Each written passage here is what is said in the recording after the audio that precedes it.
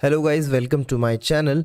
This is a very small video on shuttles. ठीक है, इसके अंदर हम शटल्स के बारे में डिस्कशन करने जा रहे हैं। ठीक है, तो हमारी जो ये कार्बोहाइड्रेट मेटाबॉलिज्म चल रही है यूनिट, इसके अंदर मैंने आपको एक वीडियो में ऐसा बताया था कि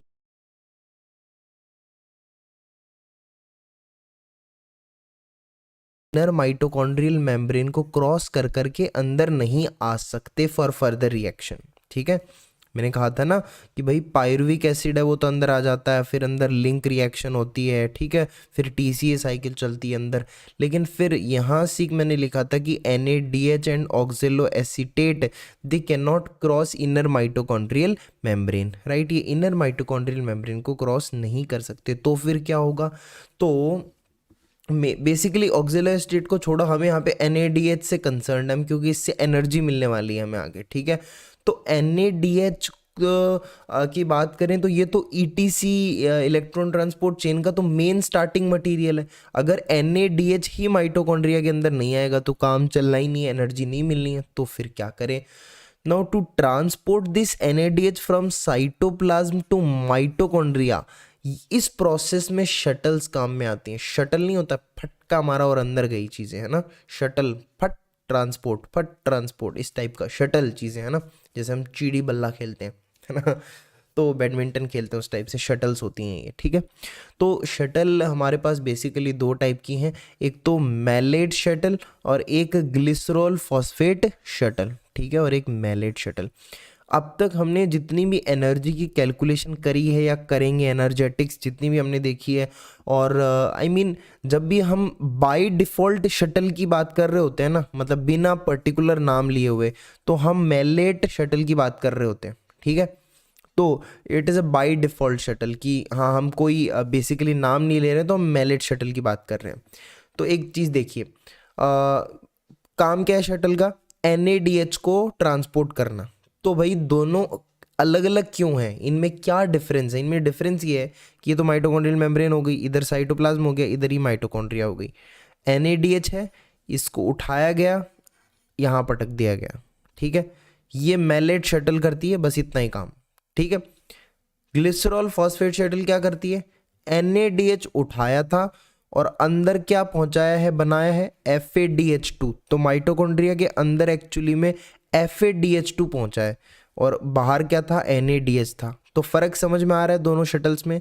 this is glycerol phosphate shuttle जो FADH2 पहुंचाती है, और मेलेट जो कि NADH का NADH ही अंदर पहुंचा देती है। तो इनको थोड़ा आराम से पढ़ेंगे।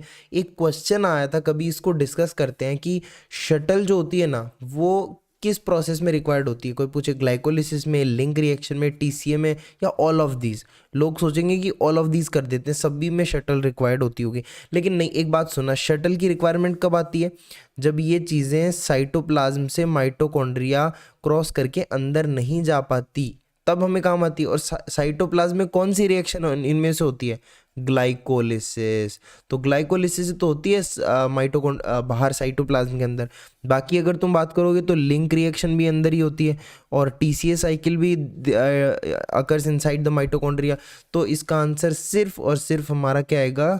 ग्लाइकोलिसिस आएगा, कि ग्लाइकोलिसिस ही बाहर होता है, तो शटल की रिक्वायरमेंट इसी में होती है। ठीक है, नाउ अगर हम ग्लिसरॉल फॉस्फेट शटल यूज़ करें और मैलेट शटल यूज़ करें, तो दोनों में फ़र्क क्या आता है ये समझते हैं धीरे धीरे। सबसे पहले अगर हम बाय डिफ़ॉल्ट छोड़ करके ग्लिसरॉल फॉस्फेट शटल यूज़ करने लगें तो क्या होगा? तो कुछ होगा ही नहीं खास। देखो देखो, समझ में आएगा अभी तुम्हें। ये इनर माइटोकॉन्ड्रियल मेम्ब्रेन, इधर माइटोकॉन्ड्रियल मैट्रिक्स आ जाएगा। देखो बाहर साइटोप्लाज्म में क्या हो रहा है? ग्लूकोज कन्वर्ट हो रहा है दो पायरुविक एसिड के मॉलिक्यूल्स में। अच्छा, ये तुम्हें पता होगा, एनर्जेटिक्स मैंने बताया था -2 + 4, I will not repeat it. तो -2 + 4 है। ठीक है, तो अब देखो यहाँ पे साथ में दो NADH भी तो बन रहे हैं। अब ये NADH है ना, ये शटल की मदद से अंदर जाएंगे। अब अगर इस अंदर जाने के अंदर ग्लिसरॉल फॉस्फेट शटल यूज कर ली जाए, तो NADH की वजह क्या पहुंचेगा अंदर? FADH2 बदल जाएगा, FADH2 पहुंचेगा, तो दो मॉलिक्यूल्स ऑफ FADH2 हो गए। अब ये जब FADH2 ETC में जाता है तो एक 1.5 ATP देता है। 1 FADH2 गिव्स 1.5 ATP। सो दो कितनी देंगे? दो विल गिव 3 ATP। 3 एटीपी हमें यहाँ से मिलेंगे, ठीक है। लेकिन अगर नॉर्मली अगर ये जाता, देखो मेरी बात सुनना, टोटल जब हम ग्लिसरॉल फॉस्फेट शटल यूज़ कर रहे हैं तो -2 एटीपी जो खर्च हो रही है हमारी ग्लाइकोलिसिस में, 4 बन भी रही हैं और 3 एटीपी यहाँ पे बन रही हैं, ठीक है।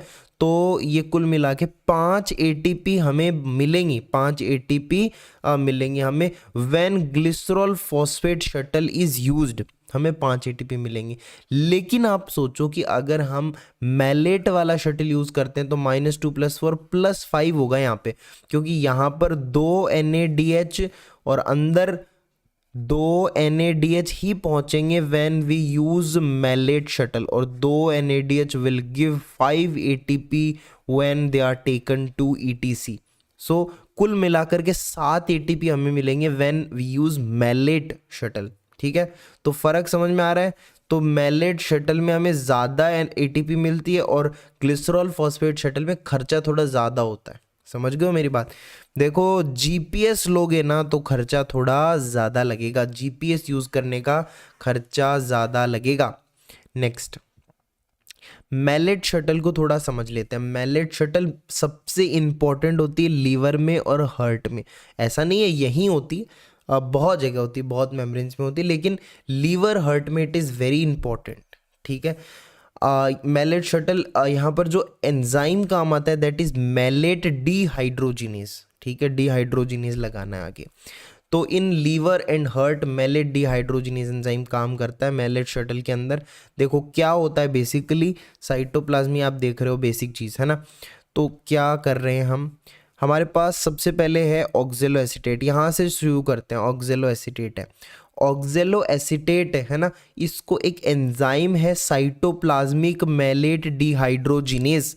साइटोप्लाज्मिक मैलेट डिहाइड्रोजिनेज ये मैलेट में कन्वर्ट कर देगा, और साथ में ही यहाँ पर एक NaDH जो है वो खर्च हो जाएगी। NaDH इसी को तो पहुँचाना था हमें, तो ये NaDH पहले NAD पॉजिटिव में बदलेगी, ठीक है। ये मैलेट बन गया। अब ये मैलेट जो है ये अंदर जाएगा, यहाँ से मेम्ब्रेन से होके अंदर पहुँच जाएगा। मैलेट अंदर आ गया।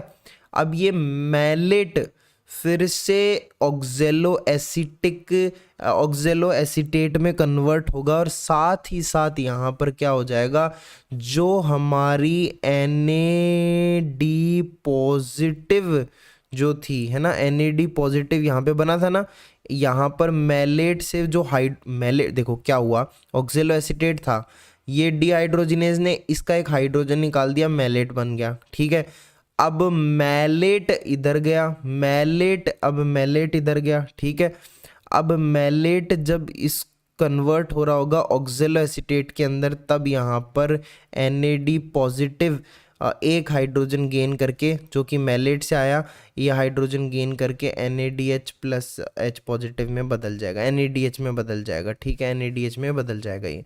देन ऑक्जेलो एसीटेट है, इसमें आप एक अमाइनो ग्रुप जोड़ो, ये एस्पार्टेट बन जाएगा। Aspartate then will cross the membrane and go outside in the cytoplasm, this is aspartate.